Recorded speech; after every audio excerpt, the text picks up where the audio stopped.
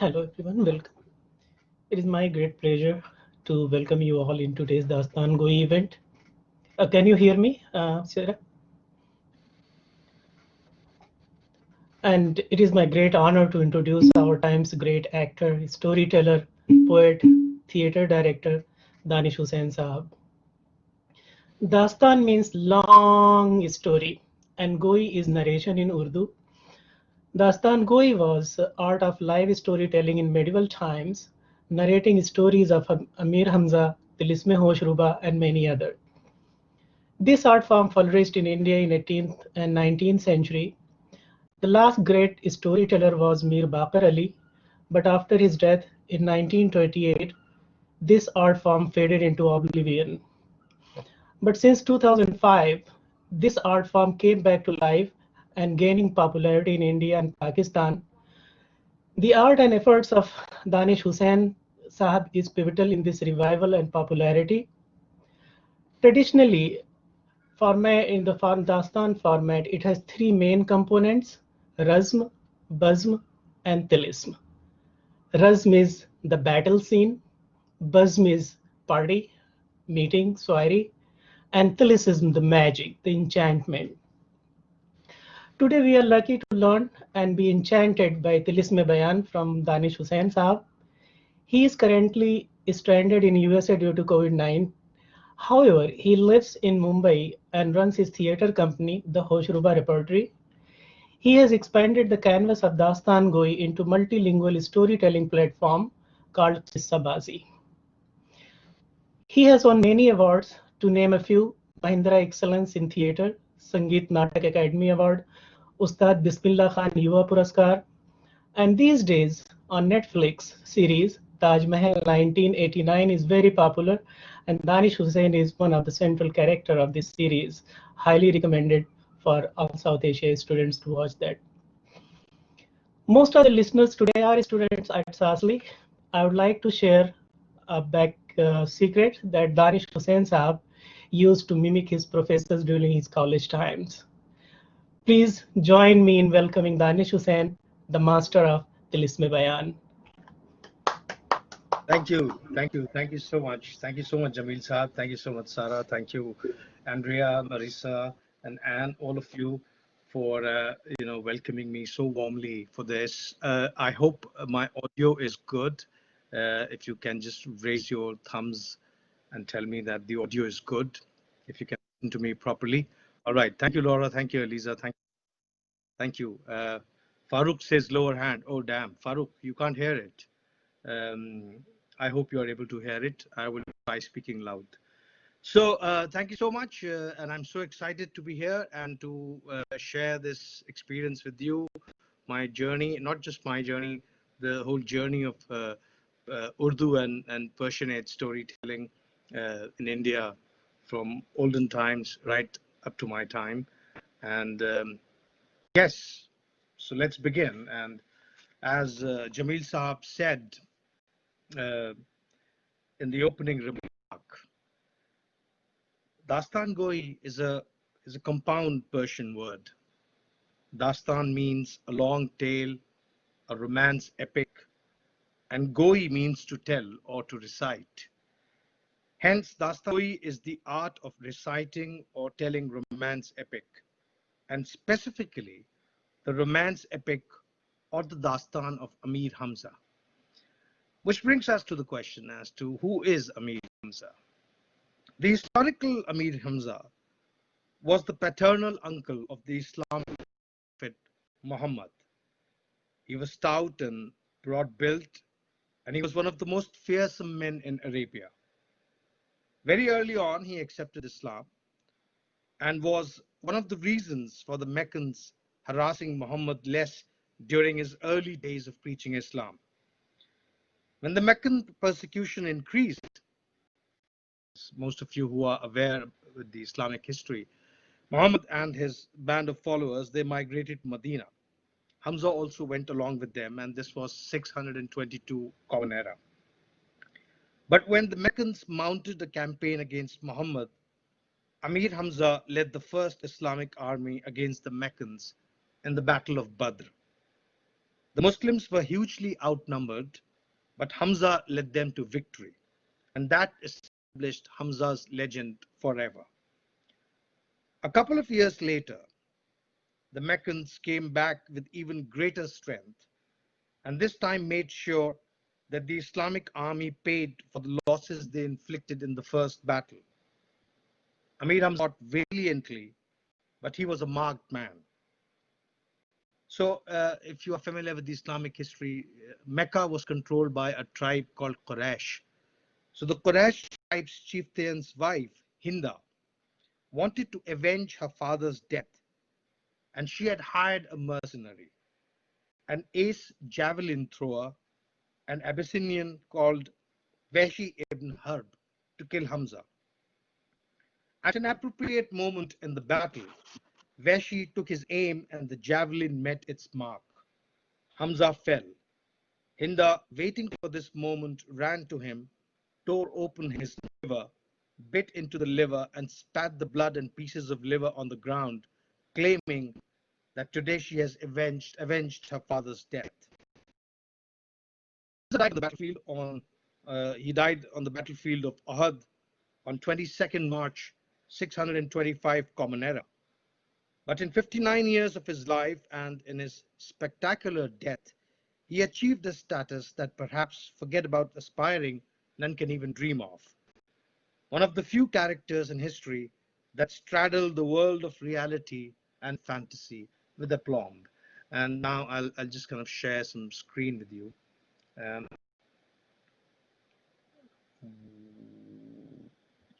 be patient with me, please. Okay. So there you go. Let's start.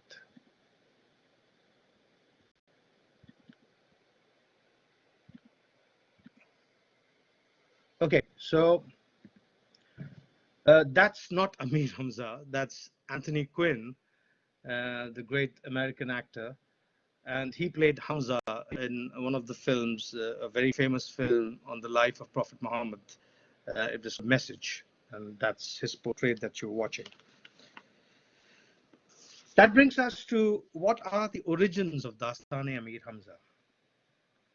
तो जैसे जैसे Islamic conquest फैलना शुरू हुआ, and the tale of Amir Hamza, it started riding the wave of Islamic conquest, and it spread far, from Arabia to Turkey to North Africa, and from there to Southern Europe, and eastwards to Central Asia, Persia, South Asia, Southeast Asia, right up till China.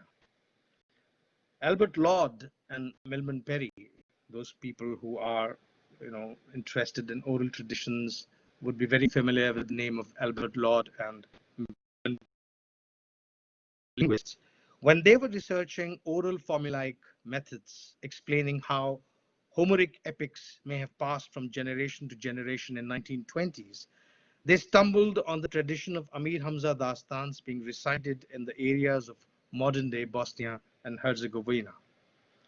In fact, I'm reminded of an anecdote where S.R. Farooqi, the very learned and perhaps one of the biggest Urdu scholars alive today, when discussing Amir Hamza Dastans with a Georgian lady, Farooqi mentioned that he thinks their origin is Persian. She took offense and said, no, they're Georgian tales. We do not know when exactly these tales came to India. The legend of Amir Hamza definitely was known because of him being a pivotal figure in the early Islamic history. But my friend Pasha M. Khan, who is a professor of Urdu literature at McGill University, in his seminal work, The Broken Spell, and I think, that's the book. And I think if you all are interested in the romance genre and want to know more about Indian storytelling, this is really the book to go to. So he mentions in this book that the earliest recorded Dastan goes, or storytellers, they came from Persia during the early Mughal reign. Babur had a storyteller, Mir Sarbarahena, in his entourage. And the first possible treatise or handbook on storytelling, Majma'ul Lataif, was written by Muzaffar Hussain in 1545. लेकिन ये जो मजमउल लताइफ है, ये मजमउल लताइफ अब extant है. We don't know where the book is. There is no trace of that. By the time Akbar came on the throne, storytellers in the royal entourage was a regular affair. The great poet, scholar, and potentate, one of the Akbar's Navratans, Abdur Rahim Khane Khana, had two storytellers in his employment: Mir Muhammad Hashim Muhtaram Qissa Khan Samarkandi and Iskandar Qissa Khan. I mean, there'll be a lot of names in, and I don't think you guys should get intimidated by that. Just think that yes, just know that there were a couple of these big guys who were there, who were performing stories in the royal court in the Mughal in the Mughal Empire. So Abdul Rahim Khane Khana, he had two storytellers in his employment: Mir Muhammad Hashim Muhtaram Qissa Khan Samarkandi and Iskandar Qissa Khan. Then there was Mullah Asad, who went on to serve Jahangir, and also in 1617 Common Era was rewarded a princely sum of 5,400 rupees. I don't know what its net worth will be now. I did some calculation, and it said if you had 1 rupee in 1835, that would be roughly 20,000 rupees today. And that's 1835. So I don't know what would be the value of 5,400 rupees in 1617 today. Possibly would run into millions. It must have been a very, very handsome reward. And besides that, he was given a government position, a horse, a robe,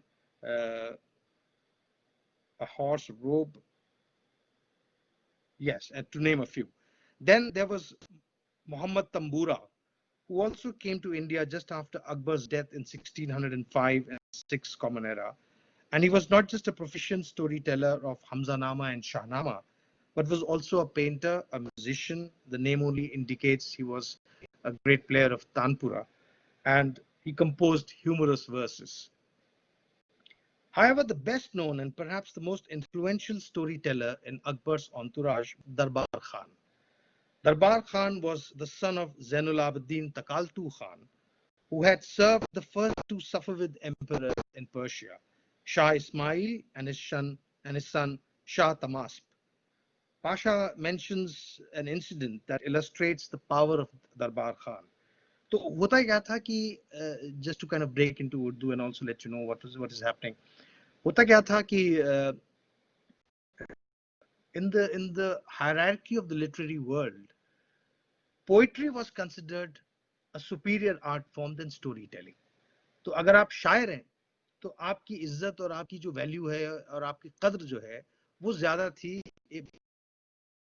के कहानी सुनाने वाले के. तो जो जितने किस्सा गो और दास्तान गो होते थे तो वो क्या करते थे they would become proficient in other art forms and activities also so that they can raise their worth.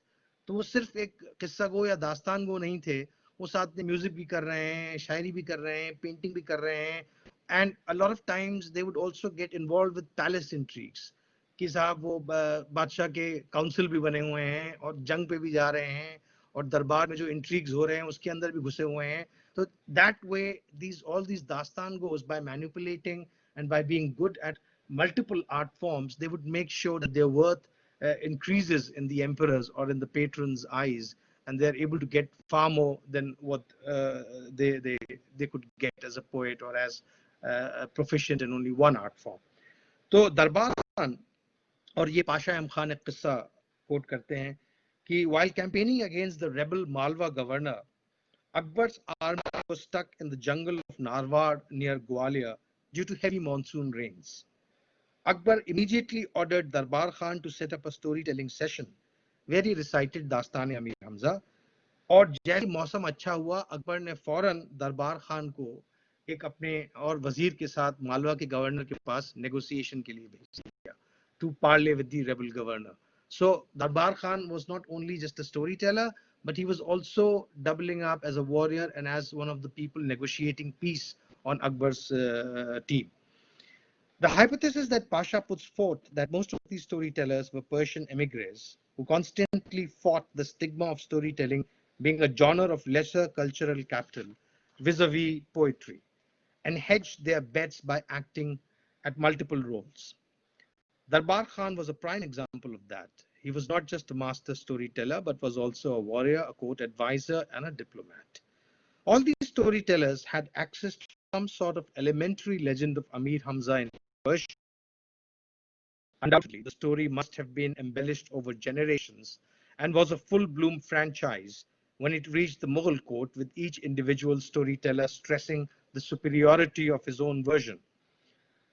Abdul Nabi Fakruzzamani, a storyteller about him we will talk at length later, does indicate having some sort of manuscript of Dastan-e Amir Hamza in Persian. But we do not know if the Dastan ever existed in Arabic or how and when it got transmitted into Persian. तो ये तो हमको मिलता है कि जो पहले दास्तान गो हिंदुस्तान में आए, जिन्होंने दास्तान अमीर हमजा सुनाना शुरू किया, वो ज़्यादातर ईरान से आए थे और वो सब अर्ली मुगल रेन में आए थे और सबके पास कुछ ना कुछ, ये तो हमें नहीं मालूम कि मैन्युस्क्रिप्ट था या नहीं था, लेकिन कुछ ना कुछ उनके पास रिटन फॉर्म में दास्तान अमीर हमजा फारसी में थी, या which could be like a key or like a aid the memoir that they can use while they are performing. लेकिन उनके पास ये दास्तानें अरबिक से आई, कैसे आई, कब आई, ये इसका कोई हमें रिकॉर्ड नहीं मिलता है। फिर उसके बाद क्या हुआ कि जब ये कहानियां मुगल दरबार में सुनाई जाने लगी तो इन कहानियों को बहुत मकबूलियत मिलने लगी और उसमें बादशाह अकबर जो थे वो डिस्लेक्सिक थे, पढ़ नहीं सकते थे, तो वो क्या करते थे, बट ओरल लिटरेसी बादशाह अकबर की बहुत ज्यादा थी। The Mughal emperor Akbar, he was highly oral literate, so he would have his teachers and his people in his employment who would read out texts to him and who would explain text to him, so his oral literacy was very high. And Badshah Akbar became fond of Hamza stories और उनको इतना इत्तेफाक हुआ इन कहानियों से, इतनी मोहब्बत हुई कि उन्होंने मुगल हिस्ट्री का सबसे बड़ा आर्ट प्रोजेक्ट कमीशन किया जिसको हमजा नामा कहा जाता है, जहाँ पे ये दास्तानें जो हैं वो इलस्ट्रेट की गई। ये दास्तानें जो हैं वो इलस्ट्रेट की गई, I will just read it out to you, were illustrated on folios of tightly woven cotton cloth about 69 centimeter into 54 centimeter or roughly 27 into 20 inches. So 1 foot is like 12 inches. So roughly we are looking at 2.5 by 2 feet canvases, with descriptions in Persian written in Nastaliq script at the back of these folios. Around 1400 such folios were created over a period of 15 years, from 1562 to 1577 Common Era. Mughal बादशाह के atelier में, studio में ये paintings बनाई गई। कुछ 1400 folios बनाए गए थे 15 साल के वक्फे में। Over 30 main artists and 100 plus workers were deployed to work on every aspect of the book. Mir Sayyid Ali initially supervised the work and later Abdus Samad took over him. As per art historians Faridani Akhwan, Seller and Taxton, these masterpieces were not meant to be bound and were probably kept as loose leaves in box in the Imperial Library. Today, only a handful of these paintings survive, with the largest collection of 61 images at the Museum of Applied Arts, Vienna, and the rest scattered at Victoria and Albert Museum, British Museum in London, Smithsonian in Washington, D.C., and possibly Brooklyn Museum, New York. We do not know, but the storytelling sessions probably served as a prototype for modern television. तो होता क्या था कि जो तस्वीरें थी इनको frame किया जाता था एक maybe on a some kind of an apparatus where they were put on a wooden frame and there was a slide or something. और जो दास्तान गो था वो तस्वीर के पीछे खड़ा होता था, तो बादशाह अकबर को सिर्फ तस्वीर दिखाई देती थी और दास्तान गो की आवाज सुनाई देती थी। वो दास्तान गो को देख नहीं सकते थे, वो तस्वीर को देख रहे होते थे। और जैसे ही एक डिस्क्रिप्शन खत्म होता था तो स्लाइड में एक तस्वीर हटती थी और दूसरी तस्वीर आके लग जाती थी। So the emperor was constantly getting an audio visual feed while he was watching, and in some sense you could say it was a prototype of a modern television, if you can stretch your fantasy. और उसमें भी जो descriptions होते थे, possibly वो descriptions, they were just like keys on which the Dastan Go would further build the narrative while the emperor was watching the painting. तो जब ये हमजानामा पेंटिंग्स मशहूर होने लगी और ये पूरा जो फ्रेंचाइज जो है वो शुरू हुआ दास्तान अमीर हमजा को फारसी में सुनाने का, तो उसी ज़माने में जब बहुत सारे लोग हिंदुस्तान ईरान से आ रहे थे स्टोरी टेलर्स अपनी किस्मत आजमाने के लिए, because as you all would aware, Mughal Empire was one of the richest empire in the world, and possibly as people अब तो मैं नहीं कहूँगा, लेकिन शायद 5-10 साल पहले जैसे लोग मुतमन्नी रहते थे अमेरिका के वीज़ा के, उसी तरह से मेरे ख्याल से in 15th and 16th century people were like just dying to be in India because Mughal Empire was one of the richest empire. In fact, one of the emissaries to Jahangir's court writes that please give me better gifts, because when I open the gifts in front of the emperor, they laugh at the gifts that we give to them. So and that was the British emissary writing back home about the gifts that he was presenting to the Mughal emperor. तो अब वो उसमें तो उसमें से एक जो दास्तान गो among these Persian emigres who came to India was a guy called Abdul Nabi Fakhruz Zamani. और अब्दुल नबी फखरुज वो हमारे लिए बड़ी अहमियत रखते हैं। वो इसलिए अहमियत रखते हैं कि अब्दुल नबी फखरुज जमानी साहब ने एक हैंडबुक लिखी, एक किताब लिखी, which is possibly a handbook for storytellers called Tirazul Akhbar, which Pasha kind of translates as embroiderer of accounts. तो तिरजुल अखबार उन्होंने एक किताब लिखी जो बेसिकली उन्होंने उसमें नुस्खा लिखा कि एक दास्तान गो को दास्तान कैसे तैयार करनी चाहिए, और लकीली फॉर्चुनेटली ये मैन्युस्क्रिप्ट जो है सरवाइव कर गई, and this manuscript is there in one of the libraries in Qum in Iran, and thankfully with the efforts of many scholars including Pasha, they were able to access, and that a lot of stuff that was there in that script has reached us, giving us how what was the formulaic nature of dastans and how these dastans were composed and how these dastans should be performed and prepared by dastan gos. So it was truly a handbook for storytellers, and I would describe more of that later. So so let me just give you a little bit about are we good with time, or do I need to go fast? Are you guys good with what I'm saying in terms of the audio feed, in terms of the visual feed? Is there clarity?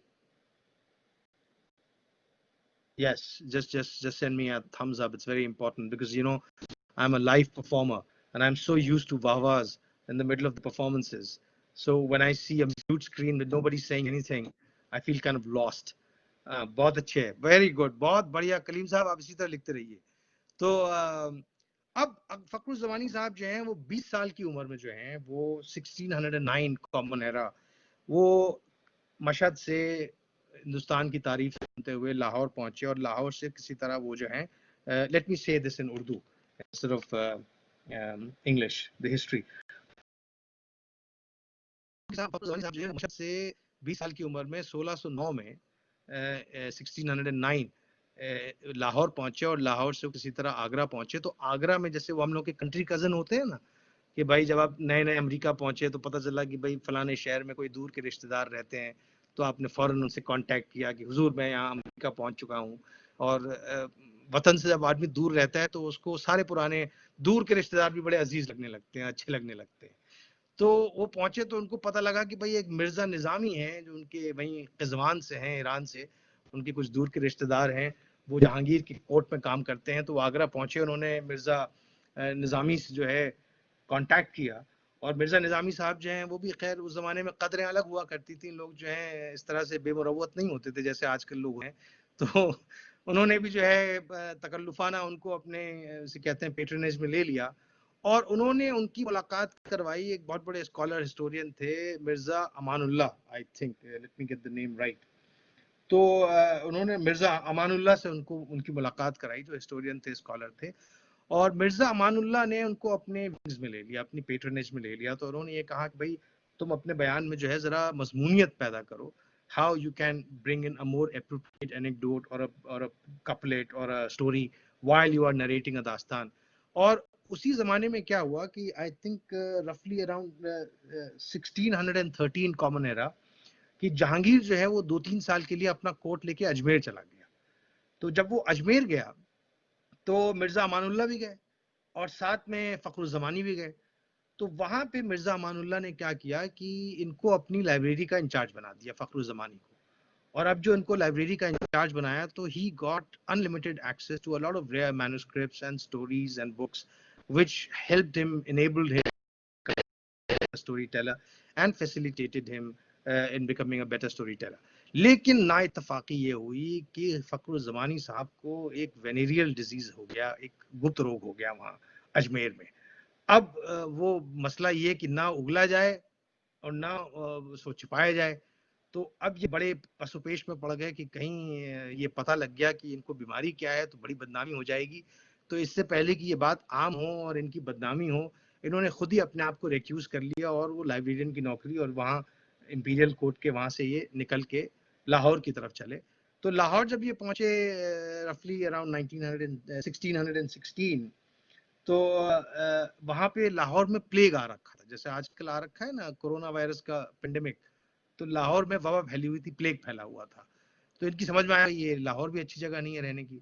तो ये वहाँ से कश्मीर चले गए। खैर कश्मीर साल 2 साल रहे और कश्मीर में इन्होंने एक मजमून लिखा, एक मैन्युस्क्रिप्ट लिखा, किताब लिखी मैखाना, जो सर्वाइव करती है। और वो मैखाना किताब क्योंकि काफ़ी वो ऑटोबायोग्राफिकल भी है और उसके अंदर कई सारे साकीनामे हैं, poetry which is a poetry which is an ode to the wine bearer. तो मैखाना काफ़ी ऑटोबायोग्राफिकल है, तो उसमें ये सब बयान है जहाँ से मैं आपको ये सुना रहा हूँ कि उनकी ज़िंदगी के हादसात हुए। और उन्होंने एक किताब लिखी दस्तूरुल फुसाहा। तो दस्तूरुल फुसाहा जो है which is basically a model for the eloquent. Dasturul Fusaha मेरे ख्याल से पहली हैंडबुक उन्होंने लिखी थी जो ये बताती थी कि दास्तान कैसे होनी चाहिए। लेकिन क्या हुआ कि उसी ज़माने में मांडू मांडू एक जगह है मालवा में, आप जो लोग जानते होंगे, वहाँ जहांगीर ने मिर्ज़ा अमानुल्लाह को हुक्म दिया पेश हाजिर होने के लिए। और मिर्ज़ा अमानुल्लाह ने ये फखरुल ज़मानी को भी अपने साथ लेकर मांडू पहुंचे। तो ये मांडू पहुंचे वहाँ पे, और मांडू में क्या हुआ कि साहब ये इनकी बदकिस्मती, फखरुल ज़मानी की भी वहाँ तो कोई कॉन्विक्ट था, क्रिमिनल था, उसको सजा दी जा रही थी और उसको जिंदा हाथी के पैर के नीचे कुचलवाया जा रहा था। तो जब फखरुल ज़मानी ने ये स्पेक्टिकल देखा तो इनके तो तोते उड़ गए। तो इनकी समझ में आ गया कि भैया इंपीरियल दरबार से जितना दूर रहो उतना अच्छा है। तो ये अपना बोरिया बिस्तर लेके भागे। मीनवाइल मिर्जा अमानुल्लाह जो थे उनको बिहार का दीवान बना दिया गया था। तो मिर्जा अमानुल्लाह बिहार गए तो साथ साथ फखरुल ज़मानी भी बिहार गए और फिर ये जाके पटना में क़याम हुए। पटना में क़याम हुए तो वहाँ पे साल 2 साल के अंदर इनकी घर में और इनकी लाइब्रेरी में आग लग गई। और ये जो दस्तूरुल फुसाहा किताब जो मैं आपको बता रहा हूँ, जो इन्होंने पहली किताब लिखी थी which was handbook for a story Taylor, ये किताब उस आग में जल गई। तो अब ये किताब जल गई, काफ़ी कुछ जो इनका ज़ख़ीरा था, इल्मी ज़ख़ीरा, वो भी जल गया। तो ये बड़े परेशान हुए। लेकिन ठीक है, उस ज़माने के लोग हम लोग की तरह थोड़ी होते थे कि जल्दी परेशान हो जाए। मुसीबतें झेलना ज़रा वहाँ ज़्यादा लोग रोबस्ट होते थे। तो अब जो है वो उन्होंने फिर दोबारा काम करना शुरू किया और 10-12 साल के बाद in 1631-32 common era he wrote this book called Tirazul Akhbar, the embroiderer of accounts. तो तिरजुल अखबार में it was the first of its kind storytelling manual. Thankfully, it survived as a manuscript in one of the libraries in Qom, Iran. Fakhr Zamani mentions 4 styles of storytelling: Iranian, Turanian, Indian, and Rumi, which is Western Turkish. It seems Zamani practiced both the Iranian and the Indian form of storytelling. The handbook goes on to mention the various repertoires storytellers must deploy when performing and also the tropes that any dastan contains. The repertoire, according to Zamani, were textual elements, sets of written words, deployed with gestures, postures, voice modulation to complete a storytelling performance.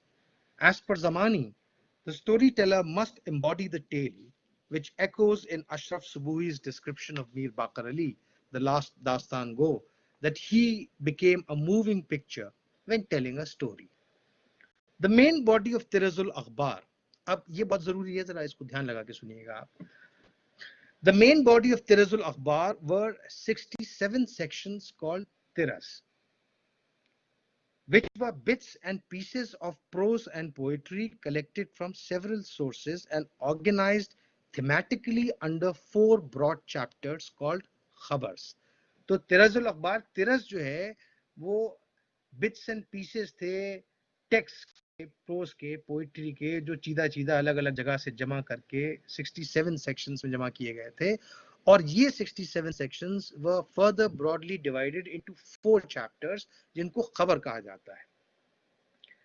And in the end, there was a conclusion or khatama. These textual fragments, they were meant to be memorized and appropriately recited by the storytellers during the performance, depending on situation in the dastan, defined by the 4 khabars. The 4 khabars or tropes, as per Zamani, were razm, battle, warfare, जैसा आपको जमील साहब ने बताया, bazm, courtly gatherings, convivial gatherings, soiries, husn-o-ishq, beauty and love, and ayari, which is trickery. And as a preamble, the performance had Sakinama, an ode to the cherubic male wine bearer. Much of our understanding of the mechanism and the construction of a dastan comes to us from Fakhr-uz-Zamani's writing and understanding of the dastan.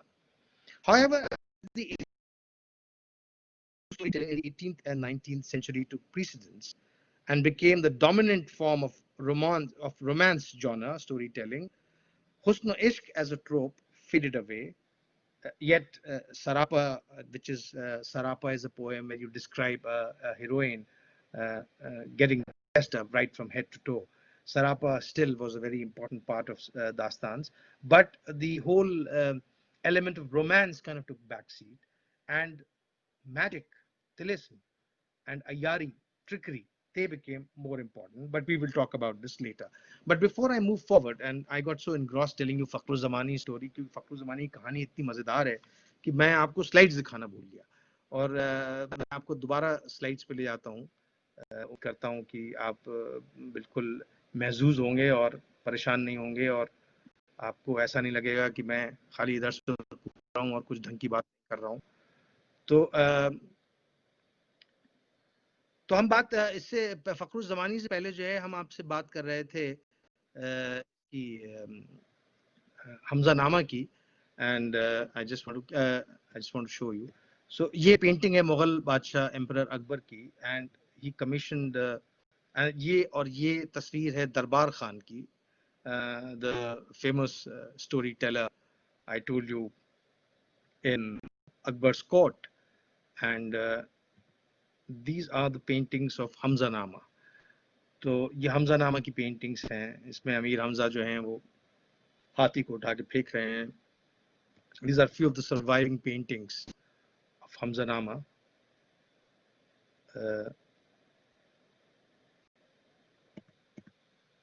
ये जो आप इस तस्वीर में देख रहे हैं, ये जो बड़ा सा आदमी बीच में देव जो है, डीमन जो है, वो लका है. और लका की बात हम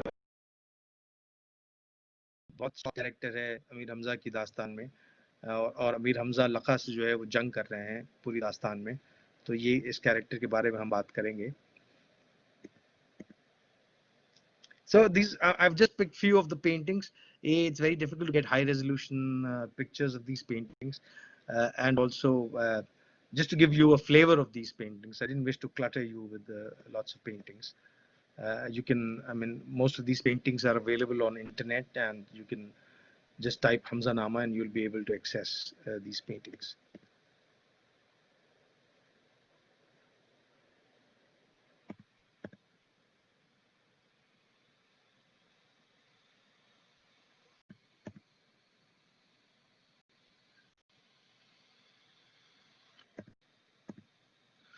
So this brings us to the Urdu storytelling. I mean, so far what we were talking about was the Persian storytelling of Dastan Amir Hamza. But this brings us to the Urdu storytelling, and the Urdu storytelling was thriving in the 18th century. But what gave impetus to it was the establishment of Fort William College, which you see in this painting here, which was built in Calcutta in 1800-1801. And when Fort William College came in, it came in basically as a college to teach East India Company officers Indian languages and make them proficient with Indian culture. When Fort William College came in, a kind of a very concerted, formal effort was made by the East Indian Company officers to understand Indian language and its history and storytelling and its culture, and also to kind of formalize it in terms of having a printing press and putting these things, these stories and these instructional manuals in print, into print, and that really helped the propagation of storytelling a lot. So we come to Fort William College, um, and hold on, let me just go back to where we are. So the earliest indication of Dastane Amir Hamza in a printed form is of Khalil Khan Ashq's version, printed from Fort William College, Calcutta in 1801 Common Era. In fact, as per Pasha, this may be probably the first tale of Hamza to be printed in either Urdu or Persian. तो Khalil Khan Ashq जो थे एक storyteller थे, और वो I will tell you a little more about him. His version of Dastane Amir Hamza that got printed from Fort William College in 1801 was perhaps for the first time Dastane Amir Hamza came in a printed form. Khalil Khan Ashq was born in Delhi but moved to Lucknow and found a mentor in poet Kazim Ali Jawan.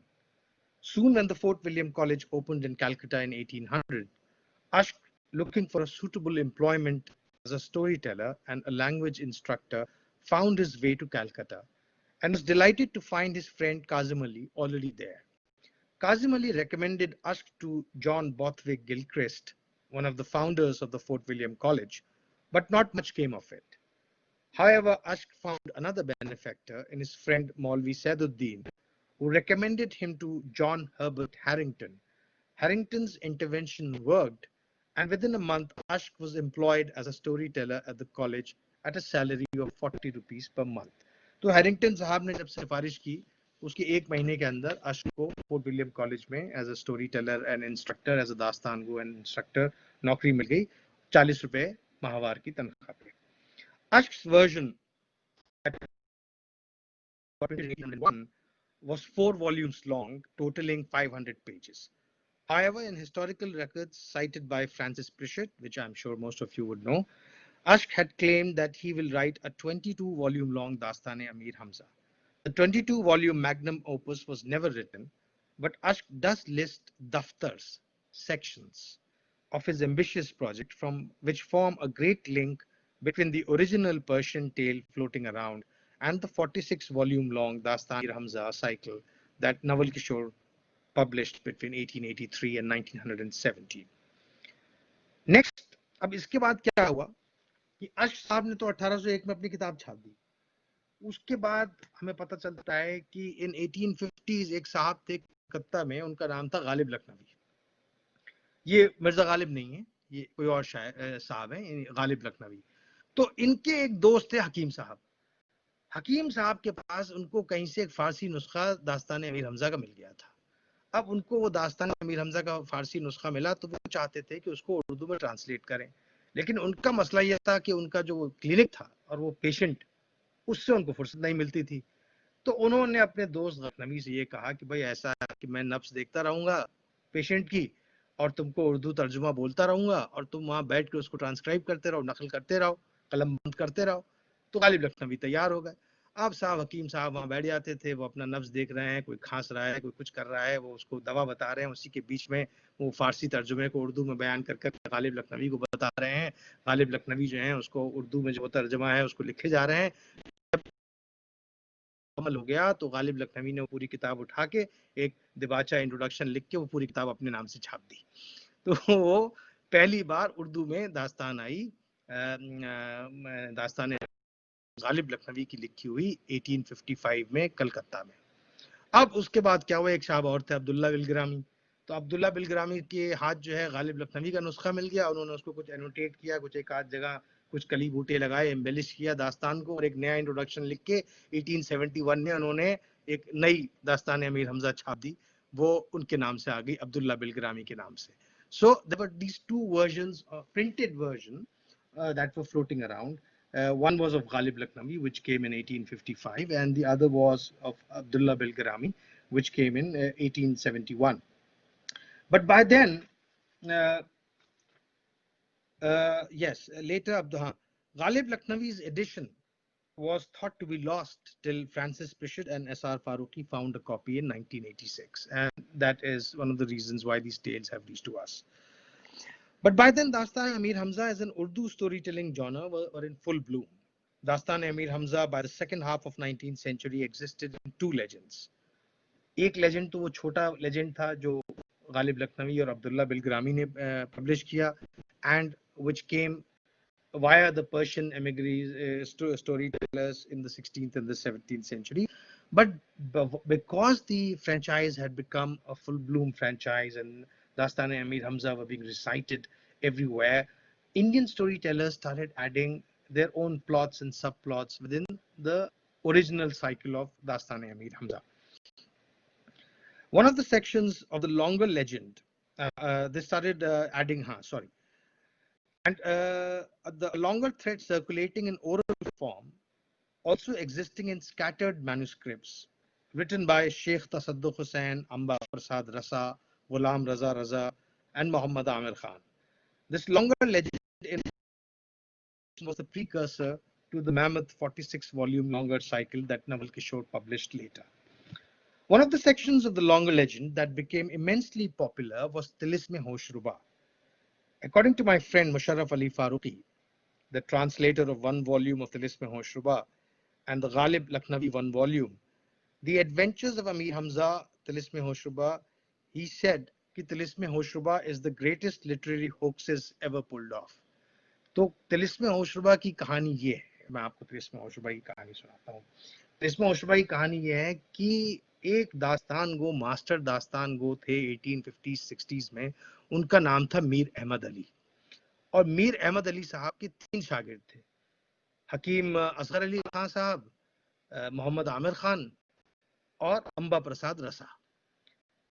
तो मीर अहमद अली जो थे वो जरा परेशान आ चुके थे, ये जो 1 वॉल्यूम लेजेंड जो चल रही थी दास्तान अमीर हमजा की, और खासकर वो ये चाहते थे कि हिंदुस्तान में मैजिक और तिलिस्म ये बहुत मशहूर था, तो वो इन ट्रोप्स को दास्तान के अंदर लाना चाहते थे। अब तिलिस्म तिलिस्म मौजूद था, लेकिन पहले तिलिस्म जो था वो बहुत छोटे तरह का तिलिस्म होता था कि जैसे गुंबद के ऊपर चिड़िया बैठी है और आपने चिड़िया को मार दिया तो वो गुंबद गायब हो गया और तिलिस्म गायब हो गया। या आप कहीं पहुंचे, there is a smaller tract of land and वहां पे आपको एक झील दिख रही है, सडनली जब आपने उसके अंदर उतरे तो आप झील के बजाय किसी कुएं में पहुंच गए। तो सो तिलिस्म was like small tracts of land, and that's really what tilism was, where some illusion is happening. लेकिन भाई मीर अहमद अली साहब इतने बड़े दास्तान गो थे, उनका हाइपरबोलिक दास्तानिक जो बयान होता था उसके अंदर तिलिस्म इतना छोटा क्यों हो, तो उन्होंने जो है वो तिलिस्म इतना बड़ा बनाया कि साहब वो जिसके अंदर हजारों मुल्क हैं और उस मुल्क के अंदर जो है वो दुनिया भर के बादशाह हैं और दुनिया भर की हुकूमतें हैं और उसके अंदर इंट्रीग्स चल रहे हैं, पैलेस इंट्रीग्स चल रहे हैं। अब उन्होंने जो है ना सिर्फ एक छोटा ट्रैक्ट ऑफ लैंड तिलिस्म हो, उन्होंने पूरी तिलिस्मी दुनिया क्रिएट कर दी। लेकिन अब ये तिलिस्मी दुनिया जो है, ये अगर इसको इंडिपेंडेंट दास्तान की तरह पेश करेंगे तो भाई कौन सुनने आएगा, क्योंकि उस जमाने में क्या था कि जब तक आप अपने आप को किसी बड़े आदमी से मंसूब ना करें, अब आप देखें, आप लोग तो लिटरेरियर हैं, आप लोगों को तो ज्यादा मालूम है कितने फॉल्स दोहे चल रहे हैं, कबीर के नाम पे, रहीम के नाम पे, रसखान के नाम पे, कितने शेर गालिब के चल रहे हैं जो गालिब ने नहीं लिखे हैं। तो वो लोग क्या सोचते थे कि भाई अगर मैंने कुछ तख्लीक किया है और उसको मैं ऐसे ही अपने नाम से चला दूंगा तो उसकी कोई इज्जत नहीं है, तो लोग कह देते थे भाई ये कबीर का दोहा है। अब वो कबीर का दोहा हो गया। तो उन्होंने भाई सोचा मीर अहमद अली ने कि भाई ये दास्तान तो मशहूर होगी कि जब इसको कहीं फिट किया जाए बड़ी दास्तान में, और दास्तान Amir Hamza was already around, it was a flourishing franchise. So he parked his story, the largest small cycle of दास्तान अमीर हमजा, कि भाई ये दास्तान अमीर हमजा का हिस्सा है। अब उन्होंने क्या किया कि ये तिलिस्मी दुनिया बनाई होशरुबा, और होशरुबा का बादशाह जो है वो अफरासियाब है, और होशरुबा के अंदर जो है 60,000 मुल्क हैं और उन मुल्कों के बादशाह सब अफरासियाब मुती हैं, और अफरासियाब जो है वो इतना बड़ा जादूगर है साहब, उसके बाएं हाथ में बुरी खबर आती है, दाएं हाथ में उसकी अच्छी खबर आती है, और उसकी 7 छवियां हैं, होलोग्राम्स हैं, जहां उसको खतरा लगता है वो अपनी छवि भेज देता है, आप चाकू मारते हैं तो आपको पता लगता है ये तो छवि है, ये अफरासियाब नहीं था। तो अफरासियाब इतना बड़ा बादशाह, तो उन्होंने क्या किया कि साहब ये किया कि अमीर हमजा, और वो जो मैंने आपको पेंटिंग दिखाई थी उसमें लका, तो मीर अहमद ने क्या किया कि लका को पिक किया और कहा कि अमीर हमजा की लका से जंग चल रही है, और लका जो है हारता हुआ पहुंचा है माउंटेन ऑफ एगेट, कोहे अकीक, माउंटेन ऑफ एगेट पहुंचा है, और वहां पे उसने पनाह ली है सुलेमान अंबरी मुंह के पास। और सुलेमान अंबरी मुंह ने कहा है कि भाई सबको, जितने भी आसपास जादूगर थे उनको जो है उन्होंने खत भेजा कि लका तुम्हारे भी बादशाह हैं, उनकी मदद करने के लिए आओ, वो अमीर हमजा से शिकस्त खा के मेरे यहाँ पनाह लेने आए हैं। तो वो खत लिखा, तो एक खत अफरासियाब को गया, अफियाब ने अपनी फौज भेजी बादशाह खुदावंद लका की मदद करने के लिए। अब वो जो फौज भेजी, तो अमर अय्यार, अय्यारों के जो बादशाह हैं, ट्रिक्स्टर्स के जो बादशाह हैं, अमीर हमजा के बचपन के दोस्त हैं, उसको बाज लोग उमरो अय्यार भी कहते हैं। तो अमर अय्यार जो हैं वो वहां पहुंचते हैं और वो कुछ अय्यारी करके जो है उस जादूगर को जो है शिकस्त दे देते हैं। और इसी बयान जो है, उसी दौरान जो है अमीर हमजा के जो पोते हैं असद गाजी और जो उनके बेटे हैं बदियुज्जमा, ये तिलिस्म होशरुबा में, क्योंकि अफरासियाब मदद कर रहा है लका की, तो अफरासियाब को शिकस्त देने के लिए दाखिल होते हैं। लेकिन अफरासियाब मक्कारी से, डिसीट से उनको पकड़ के कैप्चर करके इनकार्सरेट कर देता है। जब अमीर हमजा के पोते और बेटे को अफरासियाब कैद कर लेता है, तो अब यहाँ से एंटरप्राइज स्टार्ट होता है कि अमर अय्यार अपने 4 बड़े शागिर्दों के साथ तिलिस्म होशरुबा में दाखिल होते हैं, उनको अमीर हमजा के पोते और बेटे को छुड़वाने के लिए। अब जब वो दाखिल होते हैं तो अफरासियाब एक जादूगर भेजता है, वो इनको अमर अय्यार उसको धोखा दे के अय्यारी करके मार देते हैं। ये खबर अफरासियाब के पास जाती है, अफरासियाब फिर एक जादूगर भेजता है, फिर अमर अय्यार को तैयारी करते हैं, उसको मार देते हैं, और यही सिलसिला कुछ 7 या 8 हजार पेज तक चलता रहता है। तो ये अब इस पूरी इस दास्तान में क्या किया कि very cleverly Mir Ahmad, what he does, he parks Amir Hamza and Laka somewhere else distant on some mountain where they are fighting while the action is happening in Hoshruba, in Hoshruba. And this action continues for 7,000, 8,000 pages. And the franchise is going on. All you have to do is just kill one sorcerer and bring another sorcerer in. And then again, the action continues. And this episodic action is going on for good 7,000, 8,000 pages. And then it becomes like a full-fledged enterprise. तो अब हुआ क्या कि so what Mir Ahmad Ali did, that Husn Ishq as a trope kind of receded, and then the 4 important tropes of Dastans became Razm, Bazm, Tilism, or Ayyari, which means fair, convivial gatherings, magic, sorcery, and trickery. So this brings us to the publishing of these books. तो अब जब ये कहानियां मकबूल होने लगी 1860s में, 1870s में, and all these students of Mir Ahmad Ali, Sheikh Tasadduq Hussain, Amba Prasad Rasa's son Ghulam Raza Raza, Hakim Maulana Khan, these guys were also writing their own independent scripts. Somebody had written 2 volumes, somebody had written 16 volumes, somebody had written 4 volumes, and they were all writing these manuscripts, and they were penning down these Hoshruba tales while also performing them. तो हाँ जी जमील साहब, मैं बिल्कुल पेशकश करता हूँ। तो मैं ज़रा अपनी बात को ख़त्म कर लूँ। मैं समझ रहा हूँ कि थोड़ा डिले हो रहा है, but I think it is important that we should go through the history. तो अब क्या हुआ कि जब ये मकबूल होने लगी, तो वहीं वहाँ एक बहुत बड़े मशहूर पब्लिशर थे लखनऊ में, मुंशी नवल किशोर।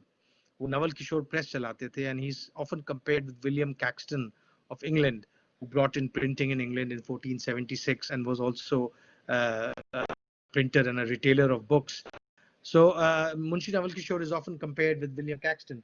तो उनकी नवल किशोर प्रेस थी लखनऊ में, and what he did, that he started looking out for Dastan ghost storytellers whom he could commission to write these stories, so that he could print these stories. So his search led him to meanwhile, I'll again kind of take you to screen sharing, and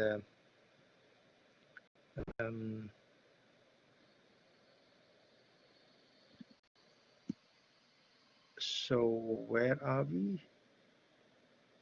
Yes. So that's Munshi Nawal Kishore for you, 1836 to 1895. So Munshi Nawal Kishore's search took him to Sayyid Muhammad Hussain Jah. And Sayyid Muhammad Hussain Jah was a great Dastan go. In fact, Musharraf Farooqi says that he is claimed as one of the greatest Urdu prose stylists and poet. So Sayyid Muhammad Hussain Jah had already written a book called Tilism Fasahat, or the Magic, which Munshi Nawal Kishore published in 1874. And so he went he was familiar with Muhammad Hussain Jah's work. So he went to Sayyid Muhammad Hussain Jah and he commissioned him to write these tales. And Sayyid Muhammad Hussain Jah started writing these tales. And in 1883, the first volume of the long Dastan-e Amir Hamza cycle was published, the first volume of Tilism-e-Hoshruba. And it was followed by a second volume in 1884, and then there was a gap of 4 or 5 years because Sayyid Muhammad Hussain Jah, he was passing through personal tragedies. His young daughter died, his young son died, and his health was failing. But Nawal Kishore kept up the pressure, and in 1889 the third volume came out. But by that time, the relationship between Nawal Kishore and Sayyid Muhammad Hussain Jah had become acrimonious. So by 1890, he very hurriedly submitted the fourth volume, and there is no author's last word in that volume. And after that, the contract between Sayyid Muhammad Hussain Jah and Nawal Kishore was terminated. And post that, he gave the contract to another great storyteller called Ahmad Hussain Qamar. But Jah never gave up. He opened his own printing press called Hussaini Press, and he published half of the fifth volume. And after that, between 1890 and 1893, Sayyid Muhammad Hussain Jah died. And after that, the franchise went to Ahmad Hussain Qamar. And Ahmad Hussain Qamar was so legendary that often people say that I have an anecdote here for you, that hold on. Legend goes that Qamar would stroll in his room with multiple scribes writing the stories, and he would narrate a different tale of them, and he would never lose the thread of any of the multiple tales that he was reciting. Qamar went on to write the remaining 3 volumes of Tilism-e-Hoshruba, and he wrote many more volumes within the longer 46-volume cycle. I think 19 volumes out of the 46 are credited to Ahmad Hussain Qamar. तो अब फिर ये दास्तान मुंशी नवल किशोर तो बेचारे गुजर गए, वो तो 1895 में गुजर गए, लेकिन जो उनकी औलादें उन्होंने उनकी जो मुहिम थी दास्तानों को प्रेजेंट करने की, उसे कंटिन्यू रखा. और 1917 में the 46th volume of Dastan Amir Hamza was printed by Nawal Kishore Press in Lucknow. Each volume was about 1,000 page long, 46 volume.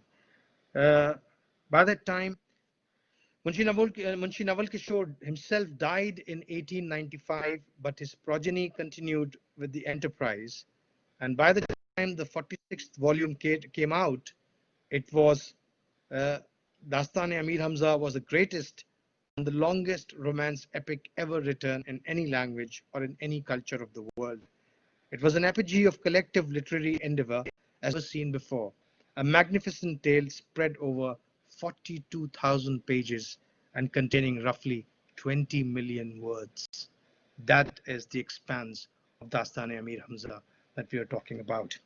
Which brings me to the last great Dastan Go, Mir Baqir Ali. And I will again, the problem is, I think we had a test run, and if Andrea and Marisa, if you guys are listening to me, I recall when I played the audio screen or the video from my screen, you could see the picture, but you could not hear the audio. Is that correct?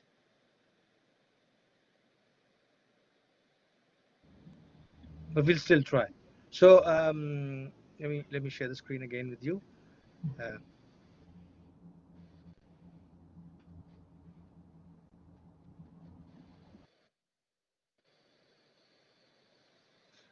So what's going on?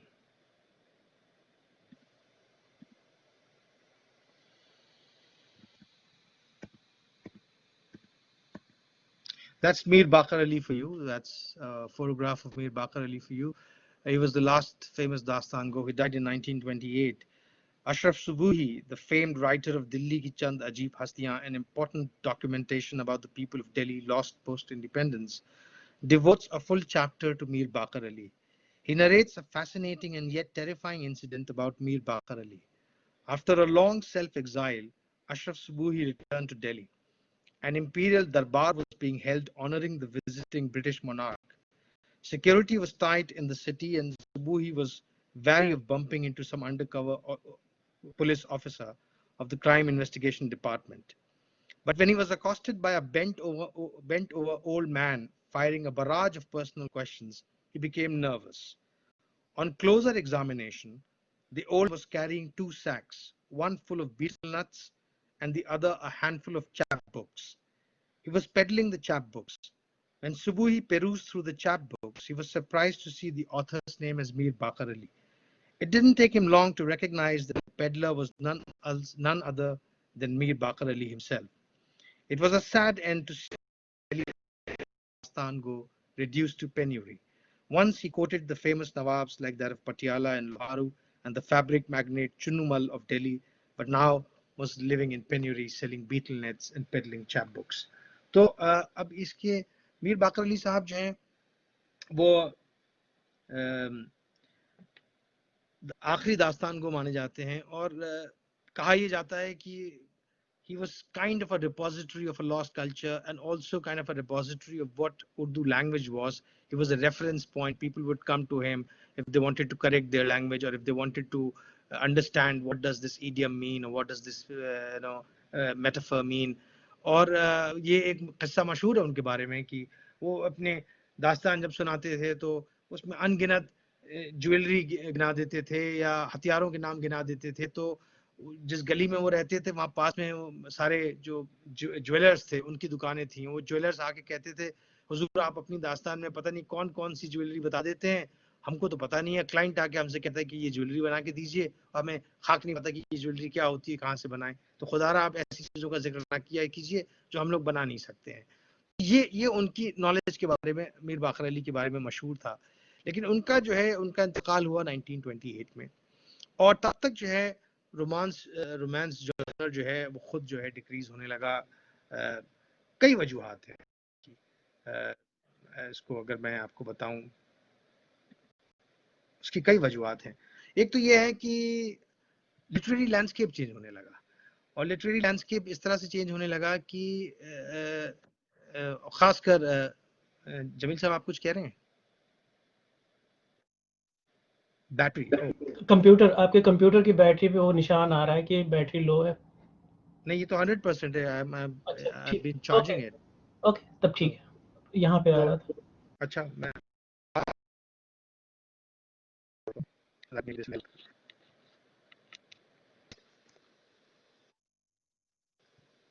तो one was the literary landscape was changing.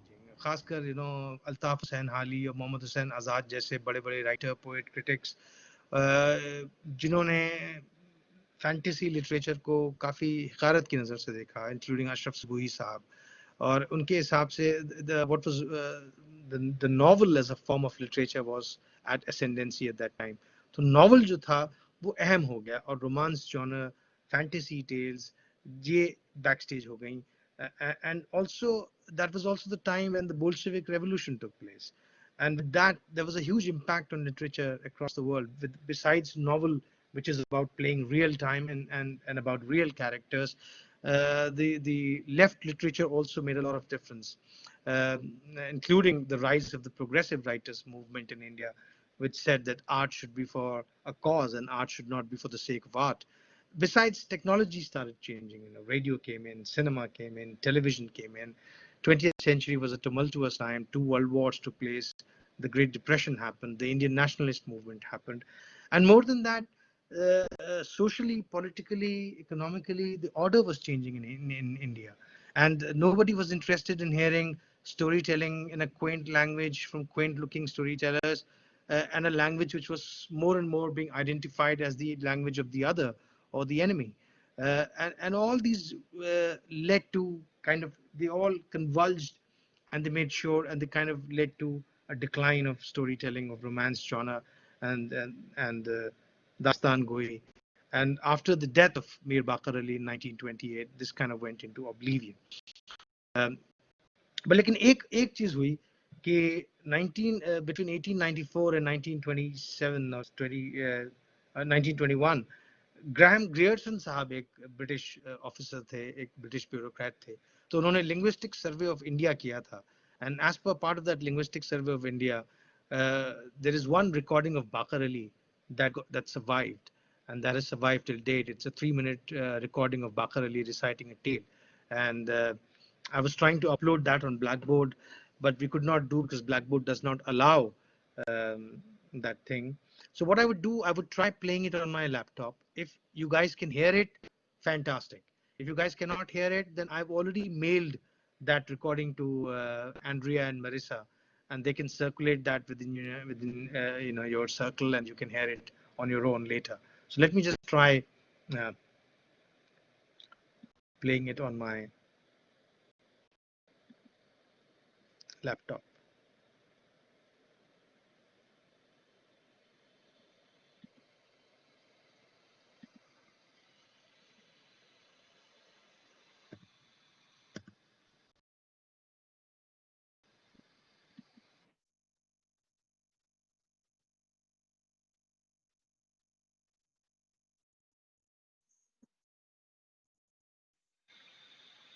Can you hear it?